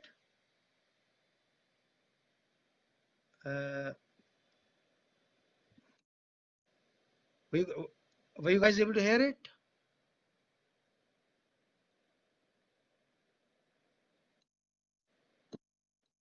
No. Okay. All right. All right. Okay. Okay. I get it. I get it. So unfortunately, that's not. So that means it's there's no point playing it on my laptop because I played it, but you guys are not hearing it. So that's okay. That's fine. I've already given the thing to. Yeah, Marisa has the recording, and she also has the video of Chris Sabazi, and she will share it. So then, this went into oblivion, and this brings us to the modern revival of Dastan Goi. The modern revival of Dastan Goi happened in 2005, but in a lot of way, I would not say it was a revival. It was more a reinvention of Dastan Goi, because we do not have any record of more than one person telling the story together. The old Dastan goes, it was only one person telling the story, whereas the modern Dastan Go invention was two storytellers telling the story together, which was taking it away more towards theater. Also, it was also a little different from what older Dastan Goi was, because in older Dastan Goi, a lot of text that was created was extemporaneous, was instant. दास्तान वो है, दास्तान सुनाते सुनाते दास्तान बनाता जाता था, और उसमें एक जो बहुत अहम दास्तान गोई में जो एक बहुत अहम फन होगा वो था दास्तान रोकना, यानी दास्तान टू अरेस्ट दास्तान. That means you stop the flow of the story, you stop the action and the plot of the story, but the description continues. और जो दास्तान को जितनी देर तक अरेस्ट कर सकता था, दास्तान को रोक सकता था, वो उतना बड़ा दास्तान को माना जाता था. अब एक किस्सा मशहूर है कि साहब मीर अहमद अली साहब एक बार दास्तान सुना रहे थे. उनकी दास्तान में जो है शहजादा सालों की मेहनत के बाद जो है शहजादी के हुजरे के बाहर पहुंचा है, और अब बस वो हुजरे का पर्दा उठाने वाला ही है, और पर्दा उठाते ही शहजादी और शहजादे का वस्ल होने वाला है कि साहब वो कहीं गांव से खबर आ गई मीर अहमद अली साहब को कि भैया ऐसा है कि वो आपके घर पे कौन फलाना फलाना बीमार पड़ गया है, जरा जल्दी जल्दी भागिए. तो जाते जाते उन्हें अपने शागिर्द अंबा प्रसाद रसा को कहा कि भैया ऐसा है कि हम जा रहे हैं गांव, लेकिन पर्दा तो मत उठाना, जब तक हम वापस ना आ जाएं शहजादा बाहर खड़ा रहे, पर्दा वहीं रहना चाहिए. अब साहब वो चले गए, इन्होंने दास्तान को आगे बढ़ाया. अब ये दास्तान बयान कर रहे हैं शहजादे का हाला भाला, वो उसका चेहरा, उसकी जुल्फें, उसका बयान, उसकी क्या क्या मेहनत और मशक्कत जो उसने इतने सालों से की है पहुंचने में यहाँ पे, और फिर वो पर्दा, वो पर्दे के अंदर शहजादी और शहजादी का माला, उसके जेवरात और उसका दुपट्टा और उसका कुल्लू और वो पर्दा और वो कालीन और वो फानूस. वो बयान साहब चले जा रहा है, महीना भर तक वो बयान चलता रहा. एक महीने के बाद जब मीर अहमद अली वापस आए तो अब उनके शागिर्द ने कहा अंबा प्रसाद ने कि उस्ताद मैंने पर्दा नहीं उठाया है, अभी शहजादा हुजरे के बाहर ही खड़ा हुआ है. तो तब नवाब साहब ने कहा भैया पर्दा उठवाओ. सारे लोग बिल्कुल खुशम खुश अब तैयार हुए सुनने के लिए कि अब वसल हो जाएगा शहजादी और शहजादे का। तो इसे कहते हैं दास्तान रोकना। अगर आप दास्तान रोकेंगे तो जितनी देर तक आप दास्तान रोक सकते हैं आप उतने बड़े दास्तान को माने जाएंगे। हम मॉडर्न दास्तान को हमारे पास वो क्योंकि जैसे कि हमने कहा कि फखरुज़मानी साहब का जो तिरजुल अखबार का जिक्र किया मैंने कि भाई आपके पास वो कॉम्पेंडियम है और उसके अंदर छोटे छोटे सीधे सीधे टेक्स्ट हैं और वो मजमूनियत है आपके अंदर कि कब कहाँ कौन सा टेक्स्ट उठाया और चस्पा कर दिया बयान के अंदर अपने, और मौके की नज़ाकत देखते हुए, हालात देखते हुए, ऑडियंस का मिजाज देखते हुए आपने बयान को कभी इधर घुमा दिया, कभी उधर घुमा दिया, कभी कोई चीज़ चस्पा कर दी और दास्तान रोक के आप चले जा रहे हैं। ये हम नहीं करते। Modern dastangos are more like theatre actors. वो नवल किशोर की जो छपी हुई दास्तान है उसमें से दास्तान को याद किया, उसको हिफ्ज किया, मेमोराइज करके और उसको just like any other modern actor आपने स्टेज पे जाके बयान कर दिया। अब क्या है कि क्योंकि हम लोग इतने सालों से दास्तान करते आ रहे हैं, 15 साल तो हो ही गए, तो क्या हो गया कि अब थोड़ी थोड़ी अकल आ गई है हम लोगों को, एक आध जगह दो तीन चीज इधर उधर जोड़ देते हैं, थोड़ा बहुत हंसी मजाक कर लेते हैं, लेकिन हम उस पाए के दास्तान को नहीं है जिस पाए के उस जमाने के दास्तान वो थे जो फिलबदी बयान जो है अपना पेश करते थे और खड़े खड़े दास्तान जो है क्रिएट कर देते थे, आपको सुना देते थे। तो ये एक फर्क है। दूसरा ये कि 2015 तक जो है मैंने दास्तान गोई की, उसके बाद एक वक्फा आया, एक ब्रेक आया, साल डेढ़ साल तक मैंने दास्तान नहीं की।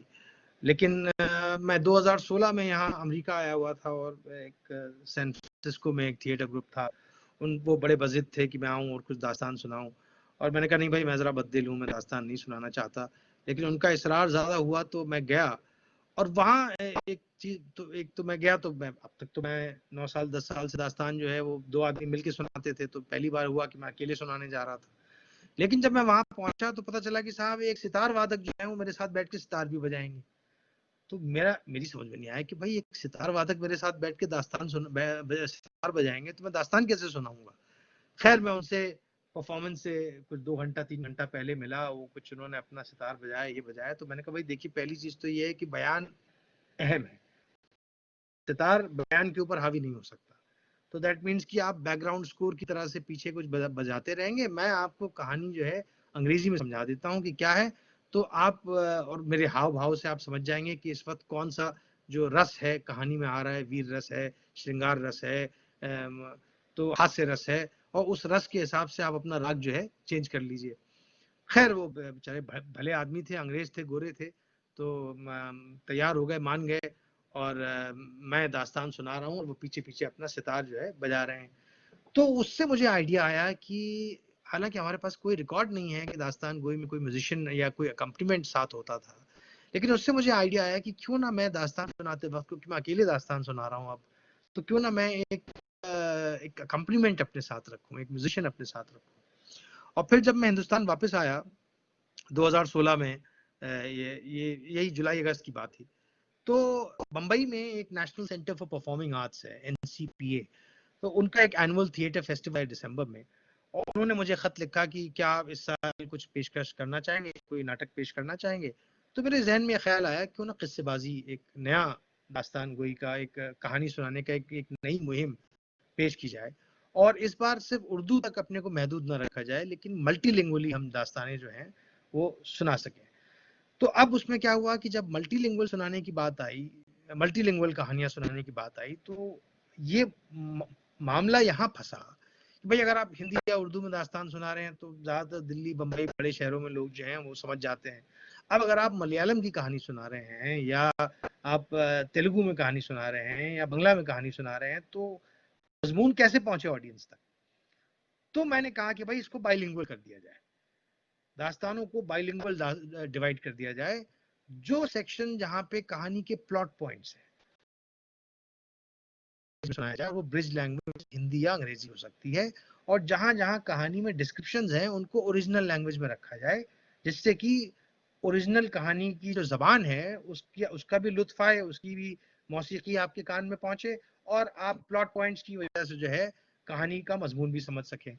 तो अब उसमें ये हुआ कि भाई अगर आप मान लीजिए, अब जैसे जब हमने किस्सेबाजी का पहला शो किया नवंबर दिसंबर में 2016 में, तो एक दास्तान हमने पेश की नाट्य शास्त्र से, संस्कृत और हिंदी में। तो अब उसमें क्या है कि अगर आपको संस्कृत जबान आती है तो भाई माशाल्लाह, आपके तो बारे न्यारे हो गए, आप संस्कृत भी समझ रहे हैं, आप हिंदी भी समझ रहे हैं। लेकिन अगर आपको संस्कृत नहीं भी समझ में आती है तो हिंदी जबान में इतनी कहानी बताई जा रही है कि आपको कहानी समझ में आ जाएगी। और ये मुहिम हमने 2016 में शुरू की, और उसमें जो मैंने जहां दास्तान गोई से मैं अलग हुआ वो ये हुआ कि दास्तान गोई में जो दास्तान गो था वो एक तख्त पे बैठकर अपने अपर टोर्सो को इस्तेमाल करता हुआ आवाज और हाव भाव से दास्तान सुना रहा था। मैंने परफॉर्मर को तख्त से फ्री कर दिया। मैंने कहा अगर आपको घूमने की जरूरत है आप घूमिए, आप बैठिए, अगर आपको नाचने की जरूरत है आप नाचिए, अगर आपको गाने की जरूरत है आप गाइए। तो आप जो भी चीज आपकी स्टोरी टेलिंग को फैसिलिटेट करती है आप वो एलिमेंट को उठा लीजिए और आप तख्त से बंधे ना रहिए। तो उससे क्या हुआ कि मैंने वो तख्त हटा दिया। अब किस्सेबाजी के तहत जो बाकी परफॉर्मर्स आते हैं वो अलग अलग विधि में या स्टाइल में कहानी सुनाते हैं। अब जैसे मलयालम में हमारी दोस्त हैं मिनी नायर और पद्मा दामोदरन, उन्होंने मलयालम में कहानी सुनाई, तो मलयालम और अंग्रेजी में उन्होंने कहानी सुनाई, पर उन्होंने मोहिनी अट्टम डांस फॉर्म है वो इस्तेमाल किया, और साथ में उनके परकशन पे जैम्बे पे एक आदमी परकशन प्ले कर रहा था। उसी तरह मराठी में हमारे दोस्त हैं कैलाश वाघबरे, उन्होंने कहानी सुनाई तो उन्होंने एक तारा एक वो होता है इंस्ट्रूमेंट, उसको इस्तेमाल करके कहानी सुनाई। फिर संस्कृत की कहानी जो है वो तबला बजा के सुनाई। इसी तरह फिर पंजाबी में कहानी सुनाई, बंगला में कहानी सुनाई। वो वीडियो मैंने भेजा है, वो बंगला की कहानी सुना रही हैं दो लड़कियां, नेहा और पीथा, आप देखिएगा, मरीसा आपको भेजेगी। तो हरियाणवी में कहानी सुनाई, मारवाड़ी में कहानी सुनाई। तो इन मुख्तलिफ जबानों में पिछले हमने 3 सालों में अलग अलग कहानियां सुनाई। मैं अलबत्ता दास्तानें सुनाता हूँ, लेकिन बाकी जो मेरे साथी हैं किस्सेबाजी के अंदर वो अलग अलग जबानों में अलग अलग कहानियां सुनाते हैं। और मैंने एक चीज इसमें ये की कि मुझे लगा कि सितार स्ट्रिंग इंस्ट्रूमेंट जो है वो जरा भारी है, क्योंकि स्ट्रिंग इंस्ट्रूमेंट की जो आवाज होती है वो जरा तेज होती है और वो उसको जरा कंट्रोल करना भी मुश्किल होता है। तो percussion I thought was a better accompaniment, and I have a regular जैम्बे player with me. And क्योंकि मुझे ये लगा कि जब अकेले आप परफॉर्म कर रहे हैं तो अब जैसे मैं रुका पानी पीने के लिए या कहीं मैंने ज्यादा बयान कर दिया, मैंने सांस लेने के लिए रोका अपने आप को, तो there used to be a silence there, an awkward pause coming in the performance. I called dead sound, and I had to eliminate the dead sound. And when I started using a djembe player, that made things very easy for me, because then while I'm pausing to sip water or to kind of catch my breath, the djembe player can fill in that dead sound with the percussion, and that kind of keeps the experience wholesome and seamless for the audiences. तो ये हमारी वो थी innovation था किस्सेबाजी के अंदर, और पिछले 3 साल में हमने हिंदुस्तान के मुख्तलिफ शहरों में परफॉर्म किया है, उसके अलावा ऑस्ट्रेलिया में परफॉर्म किया है, यूएस में परफॉर्म किया है, और मेरी खुशकिस्मती रही है कि I've been invited to give lecture demonstrations at Harvard, at Columbia, at University of Michigan Ann Arbor, at Vanderbilt. अगर कोविड-19 नहीं तो मेरे ख्याल से विंसन भी मैं चला जाता और आपके पास भी आ जाता। तो ये हमारी खुशकिस्मती रही है। And with that, really, I come to an end of this lecture. I have no epoch-making statement to end this lecture. Just that may stories keep enriching your lives. They are the basis for our civilizational, emotional, social existence. Every construct, from the self to society to nation states to economic and religious orders, is a story. May you live and create the best, the most inclusive, the most healing, the most empathetic, and the most loving stories. May wit be your companion and the zeal to enrich others your muse. With that, I end this lecture. I'm sorry it was pretty long and I've taken so much of. And now, before we thank you so much, Sanjana, and before we move on, let me give you a little demonstration. 5-10 minute के लिए मैं आपको छोटा सा दास्तान सुनाता हूँ। Thank you Jameel साहब। तो अब मैंने आपसे जिक्र किया था, तो मैं पहले आपको एक दास्तान अमीर हमजा का एक टुकड़ा सुनाता हूँ। और ऐसा मैंने आपको बताया था, अगर आप तवज्जो से सुन रहे थे, कि अमीर हमजा के पोते और अमीर हमजा के बेटे जो हैं वो तिलिस्म होशरुबा में अफरासियाब ने उनको कैद करके तहखाने में डाल दिया है। यहाँ तक आप मेरे साथ हैं ना? अब उनको छुड़वाने के लिए अमर अय्यार, जो अय्यारों के बादशाह हैं, अपने 4 बड़े शागिर्द जासूस जरगाम, बर्क फिरंगी और मैतर क़िरान, इनके साथ जो है तिलिस्म होशरुबा में दाखिल होते हैं। और जब ये दाखिल होते हैं तो वहाँ अफरासियाब जो है बड़े बड़े जादूगर उनको भेजना शुरू करता है, उनको अमर अय्यार को गिरफ्तार करने के लिए और कत्ल करने के लिए। लेकिन अमर अय्यार अय्यारी से चालाकी से उन जादूगरों को कत्ल कर देते हैं। तो अब मैं बिल्कुल शुरू का हिस्सा है दास्तान अमीर होशरुबा का। अमर अय्यार और उनके शागिर्द अभी अभी तिलिस्म होशरुबा में दाखिल हुए हैं कि उनके साथ क्या पेश आता है। लेकिन दास्तान सुनाने से पहले जो है रिवायत है कि साकीनामा पढ़ा जाता है, यानी कि शराब पिलाने वाले की मध्य में चंद अशार। तो पेश है साकीनामा कि वो दारू पिला साकिये मैं परस्त, कि जो एक ही जाम में कर दे मस्त। बहाना न कर बादा खारों से तू, हवाले करब सागरे मश्क को। फिरे मस्त बढ़ मारते हर तरफ, चले रिंद बन काटते हर तरफ। तेरे फैज से हूं मैं जादू कलाम, फुसूस मशहूर हो मेरा नाम। वो फिक्रे दूं मैं जाहिदे खुश को, चले मैं कदे की तरफ मस्त हो। सिखा मुझको साकी वो अय्यारियां, करूं जाकर वायस से मक्कारियां। न हो हुर्मते दुख्त रस का ख्याल, बने रिंद का कौल सहरे हलाल। जरा जा फिर मैं कदे को चलो, राहे तिलिस्मात दरियाफ्त हो। कि सुखन साजाने मानिए दिल फरेब, वो रमूजे शनासाने कलामे रहबो रेब। जादू बयानी से तस्खीरे तिलिस्मे जमीर तरंग, और तदबीरे मुअज्जज नुमाया। यूं फरमाते हैं कि जब अय्यारे बेनजीर वाला तदबीर हुनर परवर ख्वाजा अमर और चार उनके शागिर्द बराहे मुख्तलिफ जंगल में होशरुबा की अंदर दाखिल हुए, तो सूरत अपनी जादूगरों की बनाकर चार तरफ अलहदा अलहदा फिरना शुरू किया। कहीं सहराए सरसब्ज देखा, तो कहीं दरियाए ज़ख़्ख़ार बाज़न पाया। पहाड़ों की दांग तिलिस्म पर किए नए नए स्वांग, बंगले साहिरों के बने, चौकियां जादूगरों की बहुक्मे अफरासियाब बैठी। जादूगर सहर करते, आग पत्थर आसमान से बरसते गरज की। ये सब कैफियत देखते हुए अय्यार जो अलहदा अलहदा चले जा रहे थे, उसमें से अमर अय्यार एक सहराए अजीब में पहुंचा। क्या देखा कि जंगल दूर तक चांदी का है, हर तरफ मुक्कैश की घास उगी हुई है। अब अमर ने जो ये माजरा देखा तो दिल से ख्याल किया, मुमकिन होता तो ये सारा जंगल उठाकर अपनी जंबील में रख लेता। अब देखिए अमर अय्यार के साथ मसला ये है कि उसको जादू नहीं आता है, लेकिन उसको पैगंबरों से कुछ तहाइफ मिले हुए हैं। उसमें से एक तोहफा उसे मिला हुआ है जंबील, जो देखने में it looks like a small pouch which he holds ties by his waste.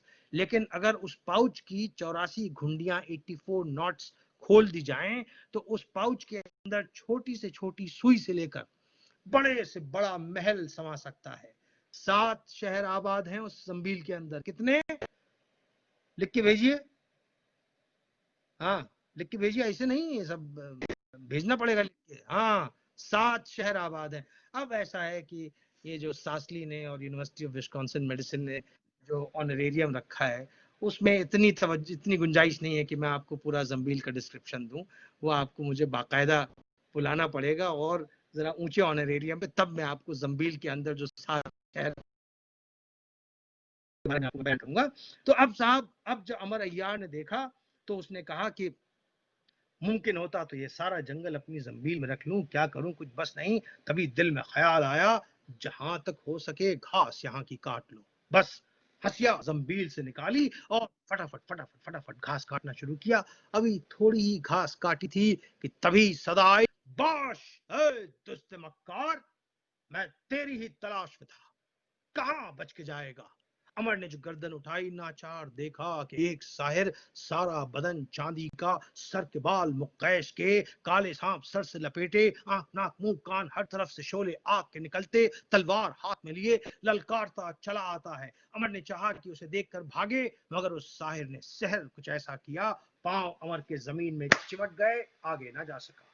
Sahir तलवार खींचकर करीब आया और कहा, क्यों बे, तेरा ही नाम अमर है? सियाब को तेरी खबर पेशतर है। उमर ने कहा, भैया हम तो घसियारे हैं, कौनो मुसीबत के मारे हैं, कसम खुदा लका की कि नाम ही अमर आज पहली बार सुना है। उसने कहा, चुप कर, मुझसे मक्कारी करता है। अबे बेवकूफ, मैंने तुझे गिरफ्तार करने के लिए ये सारा जंगल बजोरे शहर चांदी का बनाया, अब तुझे पाया, तेरा सर काट के ले जाऊंगा, शहंशाह से इनाम पाऊंगा।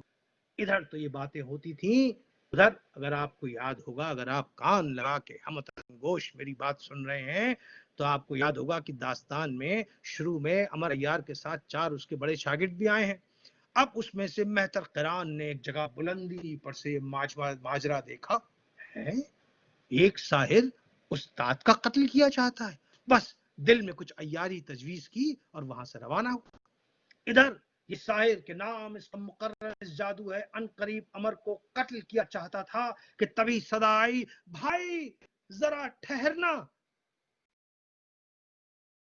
देखा तो क्या देखा कि एक साहिर, अरे मुंदरे कान में पहने, त्रिशूल हाथ में लिए, असबाब शहर का गले से लगाए हुए लटकाए हुए ललकारता चला आता है। मुकर्रन उसे देखकर ठहर गया।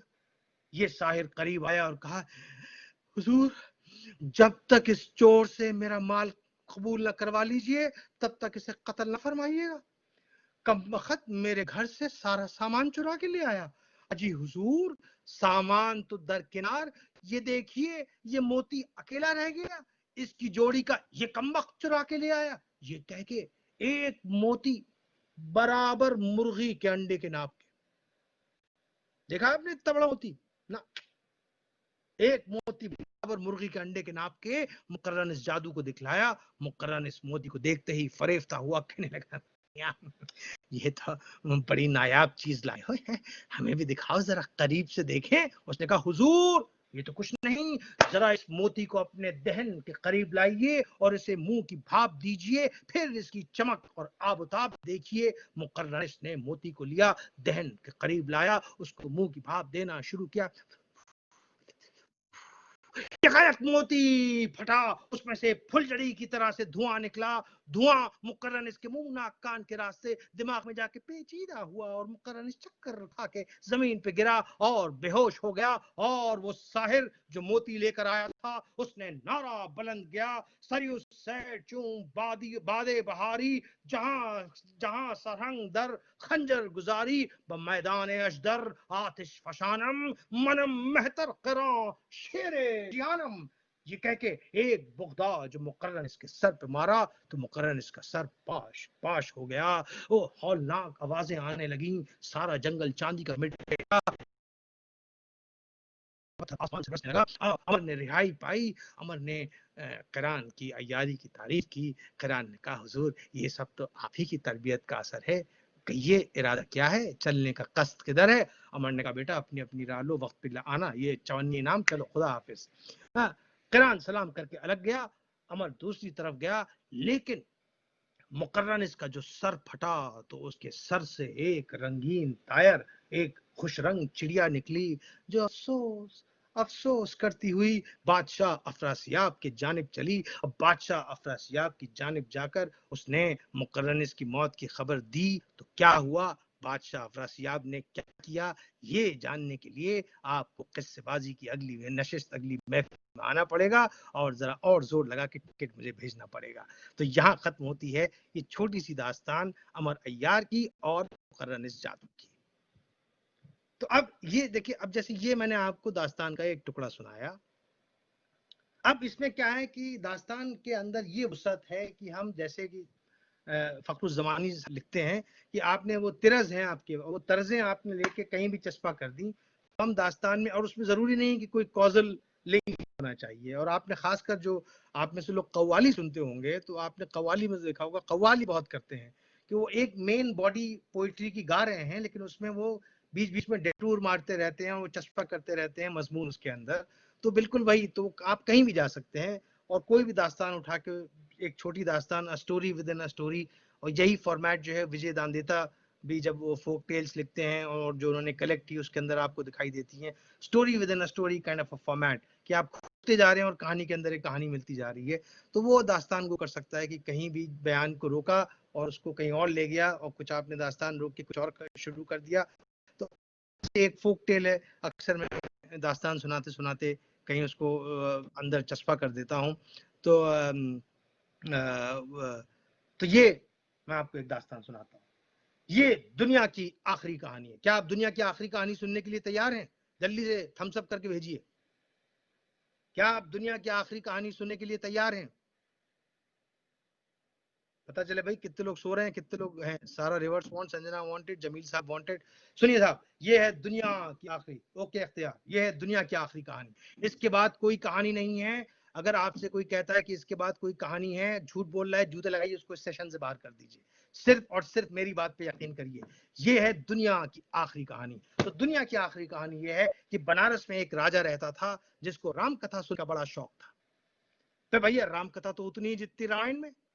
अब राम कथा खत्म हो जावे, राजा अफसुर्दा हो जावे। एक दिन मंत्री का दिमाग चला। आप तो जानते हैं मंत्री दुनिया चला रहे हैं।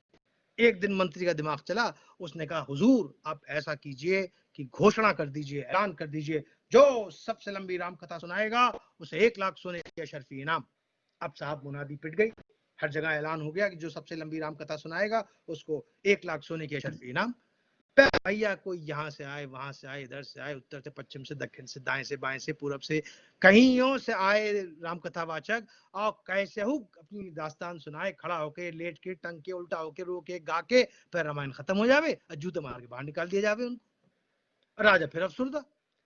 अब उसी बनारस में एक ठग रहता था, उसका दिमाग चला, उसने अपने जमूरे को पकड़ा और कहा, जमूरे। जी उस्ताद। बेटा पैसा कमाने का यही सबसे अच्छा मौका है। उसने कहा ओके उस्ताद। अब वो अपने जमूरे को लेके वहां दरबार में पहुंचा और कहा महाराज ऐसी राम कथा लेके आया हूं, आप खत्म हो जाएंगे, दरबार खत्म हो जाएगा, राज्य खत्म हो जाएगा, देश खत्म हो जाएगा, पृथ्वी खत्म हो जाएगी, ब्रह्मांड खत्म हो जाएगा, लेकिन राम कथा खत्म नहीं होगी। अब राजा के कान खड़े हुए, कहले भैया ये कौन सी राम कथा लेके आया? यहाँ तो यहाँ से वहां से, इधर से उधर से, दाएं से बाएं से, पूर्व से पश्चिम से, उत्तर से दक्षिण से, कहां कहां से राम कथावाचक नहीं आए, और कैसे हो खड़े होके, टंग के, रो के, गा के, लेट के, दास्तान सुना के खत्म हो गए, जूते खा के बाहर निकल गए, और ये कह रहा है आप खत्म हो जाएंगे, दरबार खत्म हो जाएगा, नगर खत्म हो जाएगा, राज्य खत्म हो जाएगा, देश खत्म हो जाएगा, पृथ्वी खत्म हो जाएगी, ब्रह्मांड खत्म हो जाएगा, लेकिन राम कथा खत्म नहीं होगी। है सुनाओ भैया कौन सी दास्तान है? लेकिन महाराज सुनाने से पहले एक शर्त है, मैं जो आपसे कह रहा हूं कहानी सुनाने से पहले उसको आपको बड़े ध्यान से सुनना होगा, बीच में कोई टोका टाकी नहीं होगी।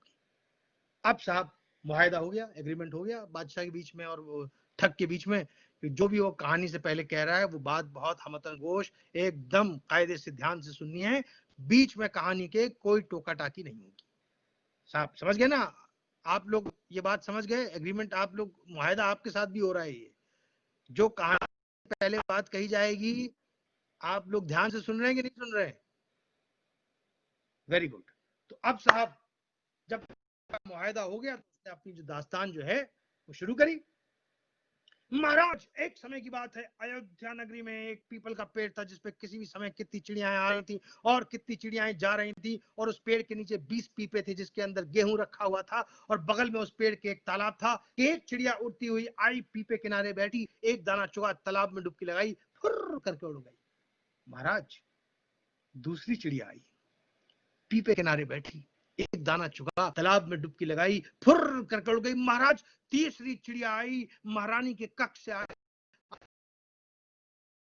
एक दाना चुगा, तालाब में डुबकी लगाई, फुर्र करके उड़ गई। महाराज चौथी चिड़िया आई, पड़ोसी मुल्क से आई, अरे दुश्मन है तो क्या हुआ, चिड़िया तो चिड़िया है, एक दाना चुगा, तालाब में डुबकी लगाई, फुर्र करके उड़ गई। महाराज पांचवी चिड़िया आई, नायाब चिड़िया आई, एक्सटिंक्ट चिड़िया आई, एक दाना चुगा, तालाब में डुबकी लगाई, फुर्र करके उड़ गई। महाराज छठी चिड़िया आई, एक दाना चुगा, तालाब में डुबकी लगाई, फुर्र करके उड़ गई। महाराज 7वीं चिड़िया आई। अब भाई साहब यही खेल चल रहा है, चिड़िया आ रही चिड़िया जा रही है, बस चिड़िया आई चिड़िया गई, फुर फुर फुर, यही खेल चल रहा है।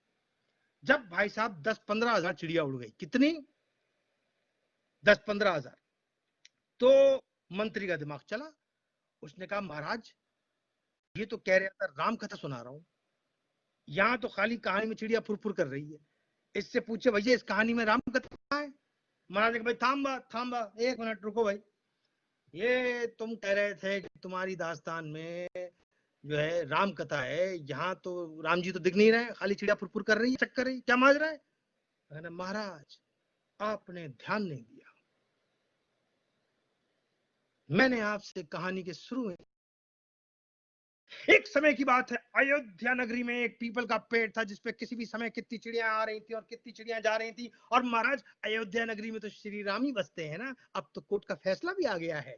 अब साहब ये कह के उसने कहा कि 13,336वीं चिड़िया आई, एक दाना चुगा, तालाब में डुबकी लाई, फुर करके उड़ गई।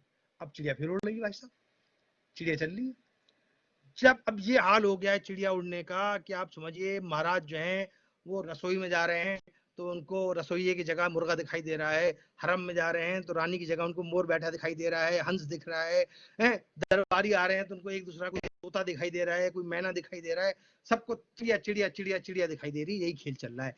जब 70-80 हजार चिड़िया उड़ गई, कितनी? 70-80 हजार। तो मंत्री का दिमाग फिर चला, उसने कहा महाराज इस पूछिए चिड़िया कितनी है? कि भाई हाँ बात तो सही, भाई ये समझ में आ जाए चिड़िया कितनी है तो ये समझ में आ जाएगा, कहानी का खत्म हो जाएगी। सही बात है, ये बिल्कुल वाजिब बात है। ये आप भी इस चक्कर में हैं कि भाई कहाँ कितनी चिड़िया है समझ में आ जाए आपको, कहानी कहाँ खत्म हो रही है।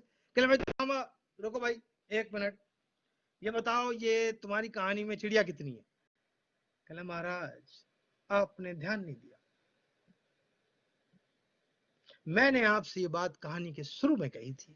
एक समय की बात है, अयोध्या नगरी में एक पीपल का पेड़ था जिसपे किसी भी समय कितनी चिड़ियाएं आ रही थी और कितनी चिड़ियाएं जा रही थी और कितनी चिड़ियाएं आ रही हैं और कितनी चिड़ियाएं जा रही हैं, ये तो श्री राम ही बता सकते हैं ना महाराज। तो 80,336वीं चिड़िया आई, उसने एक दाना चुगा, तालाब में डुबकी लगाई, करके उड़ गई। अब भाई साहब यही खेल चल रहा है, चिड़िया आ रही है चिड़िया जा रही है। अब तो राजधानी के बाहर तक चली गई, ये पूरे मुल्क में ये खबर फैल गई है कि साहब राजधानी में चिड़िया उड़ रही है लेकिन दिखाई किसी को नहीं देती है, ऐसी चिड़िया उड़ रही है राजधानी में, सिर्फ चिड़िया उड़ रही चिड़िया उड़ रही चिड़िया उड़ रही है, लेकिन क्या चिड़िया है किसी को दिखाई नहीं देती है। जब भाई साहब 3-4 लाख चिड़िया उड़ गई, कितनी? 3-4 लाख है, 15-20 दिन महीना हो गया चिड़िया उड़ रही है खाली। आप समझ लीजिए लेक्चर की तरह हो रहा है, खत्म ही नहीं हो रहा है जो। जब 3-4 लाख चिड़िया उड़ गई तो मंत्री का दिमाग पे चला और उसने कहा महाराज इससे पूछिए कि वो पेड़ के नीचे गेहूं जो रखा है पीपों में, वो पीपे कितने हैं? हाँ भाई ये बात तो सही है, पीपे तो गिने हुए रखे हैं, तो कम से कम कहीं तो पीपे खत्म होंगे। कहले भाई 1 मिनट होल्ड थांबा, ये बताओ ये तुम्हारी दास्तान में ये पेड़ के नीचे पीपे कितने रखे हैं? कहले महाराज आपने ध्यान नहीं दिया, मैंने आपसे ये बात कहानी के शुरू में कही थी। एक समय की बात है, अयोध्या नगरी में एक पीपल का पेड़ था जिसपे किसी भी समय कितनी चिड़ियाएं आ रही थी और कितनी चिड़ियाएं जा रही थी, और उस पेड़ के नीचे 20 पीपे रखे हुए थे, और अभी तो महाराज पहला पीपा 1/4 खाली हुआ होगा। अब जो ये महाराज ने सुना तो महाराज ने कहा भैया इसको 1 लाख सोने की अशर्फी इनाम दे दो, हरि अनंता हरि। यहाँ खत्म होती है किस्सेबाजी की महफिल। ये जो नशिश थी, मैं ये जो दूसरी कहानी मैंने आपको सुनाई, ये एक किस्सा है और ये आपको एक एग्जाम्पल है, इस तरह के किस्से आप भी दास्तान में चस्पा कर दें, इस तरह से कि जैसे आपको जहाँ लगे कि उर्दू दास्तान भारी हो रही है या लोग जो हैं बोर हो रहे हैं, सडनली आपने उनको डाइवर्ट किया और डाइवर्ट करने के बाद जो है आप वापस उनको अपनी कहानी में ले आए। तो this is really where we end. Thank you so much for being patient and thank you so much for hanging around for this long. And if you guys are still in mood for anything, you want to have a Q&A session, then I'm ready.